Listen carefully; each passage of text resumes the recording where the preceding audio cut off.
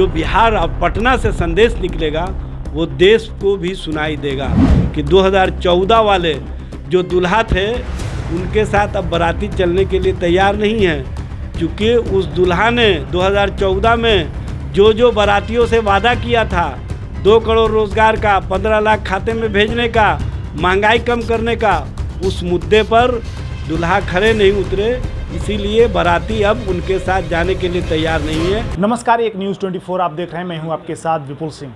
बिहार में अब से 2-3 दिन के बाद जो है विपक्षी एकता की बैठक होने वाली है और उसका जो सेंटर होगा वो पटना होगा और इसके केंद्र में, इस बैठक के केंद्र में नीतीश कुमार है।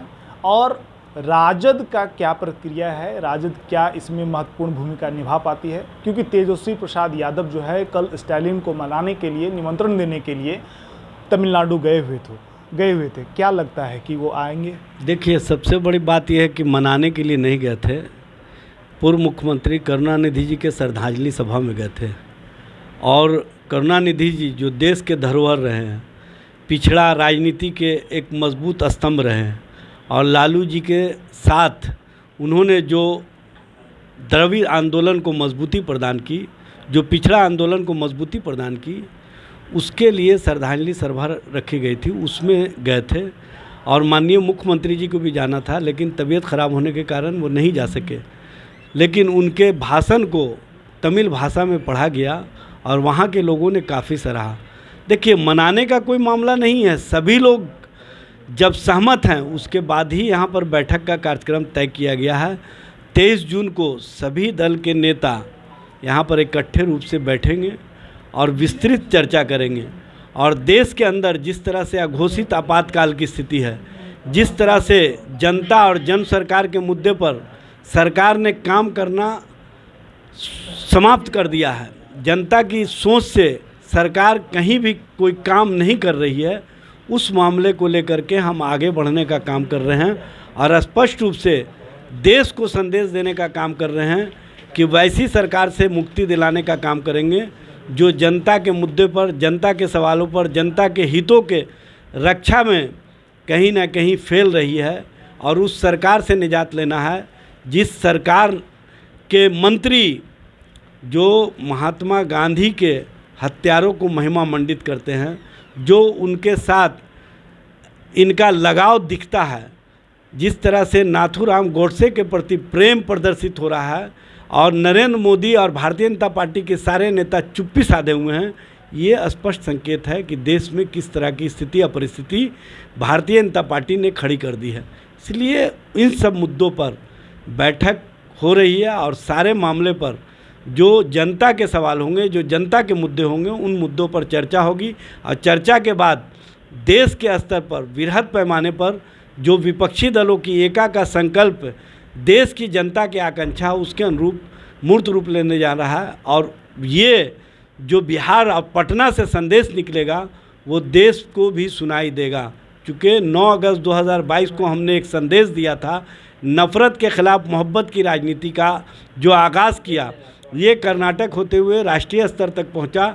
और इस संदेश के माध्यम से आज सभी विपक्षी दल के नेता इकट्ठे हो रहे हैं मोहब्बत की राजनीति को बढ़ावा देने के लिए, रोज़गार की राजनीति को बढ़ावा देने के लिए। जो गरीबों की सोच समाप्त हो गई है भारतीय जनता पार्टी के सरकार में, उस सोच को हम मजबूती प्रदान करने के लिए और हमारे दो की राजनीति को जो भारतीय जनता पार्टी मजबूती प्रदान कर रही है उसको कमज़ोर करने के लिए एक वृहद रूप में चर्चा करके हम आगे बढ़ने का काम करेंगे और देश को बताने का काम करेंगे कि 2014 वाले जो दूल्हा थे उनके साथ अब बाराती चलने के लिए तैयार नहीं है, क्योंकि उस दूल्हा ने 2014 में जो बारातियों से वादा किया था 2 करोड़ रोजगार का, 15 लाख खाते में भेजने का, महंगाई कम करने का, उस मुद्दे पर दूल्हा खड़े नहीं उतरे, इसीलिए बाराती अब उनके साथ जाने के लिए तैयार नहीं है। बाराती पूरी तरह से सज धज करके विपक्षी दलों के साथ खड़े हो गए हैं और जो भारतीय जनता पार्टी दूल्हा खोज रही है उनको समझ में आ जाना चाहिए कि जिसके साथ बाराती होता है उसी के पास दूल्हा भी होता है। आप बाराती की बात कर रहे हैं तो विपक्षी एकता को लेकर के जो दूल्हा जो बनाए जाएंगे वो कौन है? देखिए, दूल्हा भी स्पष्ट रूप से सामने आ जाएगा, लेकिन बाराती किसके साथ है? बाराती तो अब उनके साथ है नहीं, चूँकि उस दूल्हा के प्रति लोगों का आजमाया हुआ टोटका है कि ये दूल्हा जनता के लिए और आम लोगों के लिए और कहीं ना कहीं बारातियों के लिए ठीक नहीं है।